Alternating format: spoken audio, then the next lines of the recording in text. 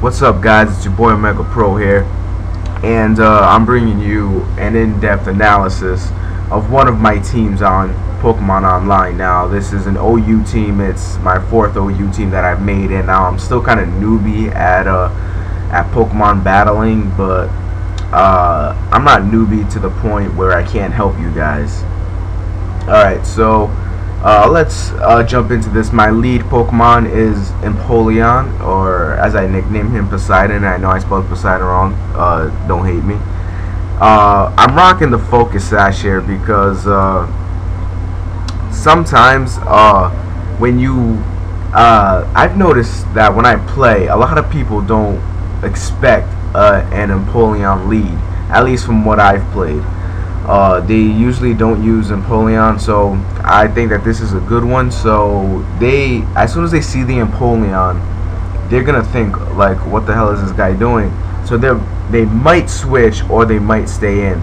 So what you're gonna want to do is, depending on what Pokemon it is, I'll go through some common leads. Like if it's an Azelf, you may have some trouble because it could be carrying Thunderbolt or a move like T-Wave, but you shouldn't be too worried about a T-Wave because unless you have incredible amounts of unluckiness, I guess, and hacks, you could get para hacks all the time. But that's why you got this move Aqua Jet here, just in case. Also, it could be carrying the Grass Knot, so that's why Focus Sash comes in handy, because I don't know about you guys, but my lead is mostly the Pokemon that I don't really care about. I just want it to get the Stealth Rocks up, and then that's it. So that's why I have the Focus Sash.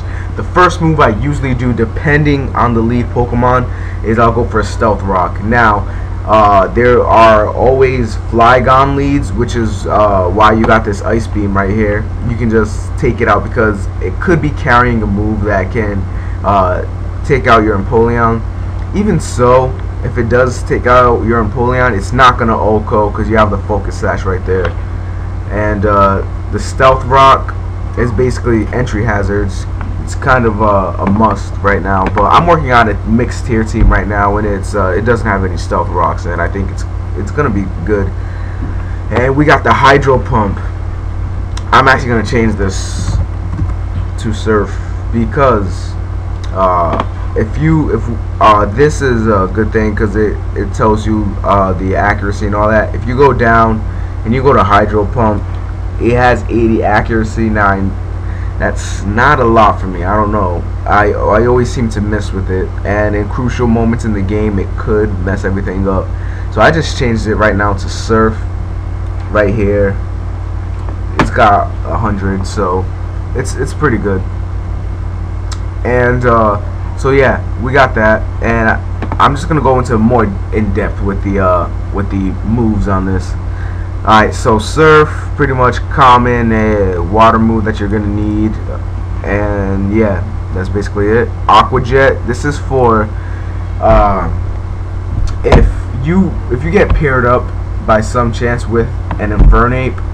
Infernape is way faster than Empoleon, no questions asked.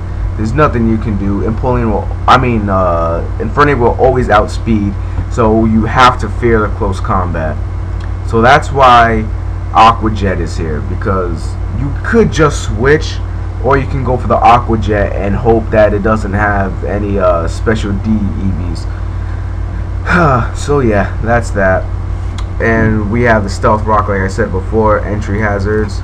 And also Aqua Jet can be used if, say, you get paired up with an Aerodactyl lead, and you go for an Ice Beam. First turn doesn't quite KO, and the Aerodactyl is close to, like, if it uses a move that can 2-hit KO, possibly an Earthquake or something, then you might want to Aqua Jet next turn for the safe KO.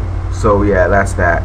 And also Stealth Rocks. Now a lot of leads these days are using Taunt, so you never, well, this is what I learned. I never ever use entry hazards on first turn because a lot of Pokemon these days are using Taunt leads. And sorry for that. Bleep Bloop Xbox thing, and then obvious Ice Beam to take out any grass Pokemon, those annoying Flygon, or pretty much anything, like especially Gyarados. Those things are annoying. So yeah, going on to the nature, Modest, take away some attack, put it to your special attack.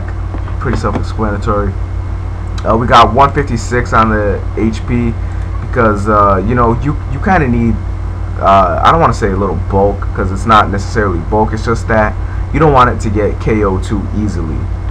And yeah, we also have a little investment in speed, because you don't want this thing to get outspeeded by any Pokemon out there, you know, because especially if it's a lead, some leads can be relatively quick, but you know, just the little speed in there can help. And then we also have 252 on special attack, so that's that. Next up we got an Infernape. So this is basically a nasty plot set. It's kind of yeah, I guess you could say it's a nasty plot mixed attacker. We have the Life Orb on it. So basically what you're going to want to do is you're going to want to get a safe switch into him.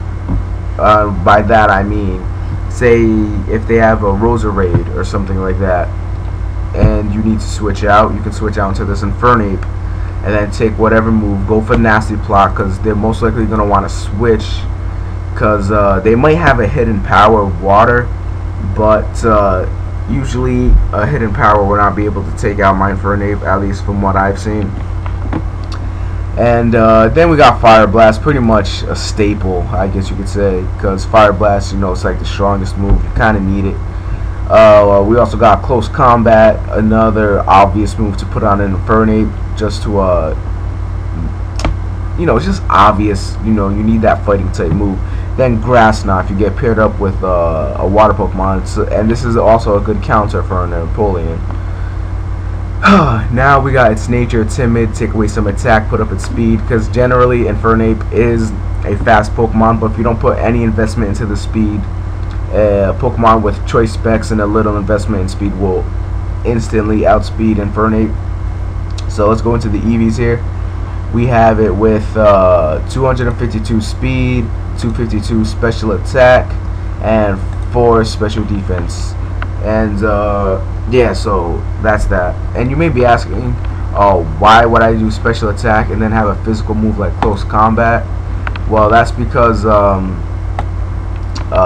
as you can see, we have the Life Orb here, so it kind of negates it, and it just basically makes it normal when you're in game. Next up we have Electivire, and he's rocking the Expert Belt. This is the mixed attacker. It's rocking the Thunderbolt, obviously. Let's look at what hidden power it is. It's hidden power Ice, for just in case like you get paired up with a grass type or Gyarados, because sometimes Gyarados can be a problem, and Thunderbolt may be too obvious, so you may want to go for hidden power Ice just in case it switches into something else. And we got the Cross Chop. I see this on a lot of Electivires, and then of course a Flamethrower for if you get paired up with another grass Pokemon, like I said, with the hidden power. Next up, we're going to the nature. It's mild, take away some defense, add on to the special attack, and you're gonna want to put a little investment into the attack for the Cross Chop. And because Cross Chop is a powerful move and you may need it a lot, so yeah, the Cross Chop. And 220 on speed, because again, you don't want this thing to get outspeeded by anything. And then 252 for the special attack. And yeah, next up we got Gliscor, and this thing's rocking lefties. So basically this is sort of an anti-lead, I guess. I don't really know what to call it, but it's just a really great Pokemon to stop those types of Pokemon from setting up. For example, if you have a Gliscor and they go into Gyarados, and I'm going to be using Gyarados a lot because it's very commonly used, and it can be a problem if it sets up some Dragon Dance, or even if this thing gets paired up with a Gengar, the substitute Focus Punch Gengar. We all know what I'm talking about. And Taunt is gonna be able to mess up their plans quite a bit. Taunt is a big move to use on any Pokemon that you can use it on.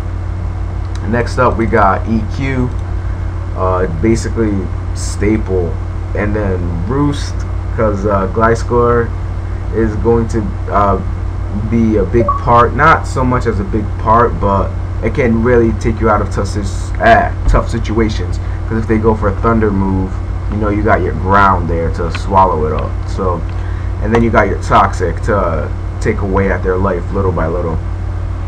And we have the Jolly Nature, take away from special attack, add up to your speed. Now you want this Gliscor to be fast. Get it 252 hit points for defense and 252 speed. So yeah, this is the Gliscor.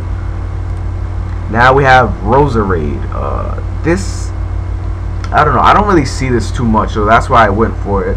Roserade is I don't know, people just don't really expect it, so that's why I like to use it. It's an attacker.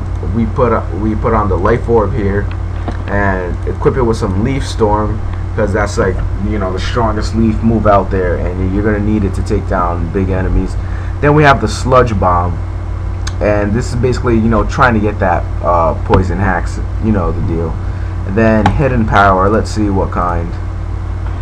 Fire, because a lot of the times you get paired up with sort of same type Pokemon, because a lot of Pokemon like to use stab moves. So basically, yeah, you have the Hidden Power Fire to take out any grass counterparts, and then a Sleep Powder, just because you know you don't want your Roserade to die, and you want to put those Pokemon that like to set up. You definitely want to put them to sleep, render them useless, force a switch out, and yeah, that sort of stuff. Now we have the Timid Nature. Take away some attack, add on to speed. Now again, this is not I guess you could say this is supposed to be a speed based team, but yeah, you're gonna basically need some speed on this team. We got the 4 hit points, 252 speed, 252 special attack, and yeah, this is Roserade. And finally, last but not least, the Pokemon everybody loves, the Pokemon that's in pretty much any OU team, the Umbreon. And it's got the lefties here, and it's the Curse set, Curse Wish. You have Curse, obviously you're gonna want to set up. Now a lot of people may be expecting you to Curse up and then Baton Pass. That's I have that on one of my other sets, and it didn't really work for me that much, so I basically put in Umbreon to hold its own. So I have it on with some Curse, Payback, just in case, because Umbreon can take hits pretty goddamn well, I'm not gonna lie. So that's why if you get hit with the move, then you use Payback with the Curse, your speed will be down, so you're guaranteed to go second, and your attack and defense will be up. So that's basically, you're just hammering them basically with that Payback and the Curse combo. Then you have the Wish and Protect. Basically you Wish, then use Protect, then you get your HP back. Simple.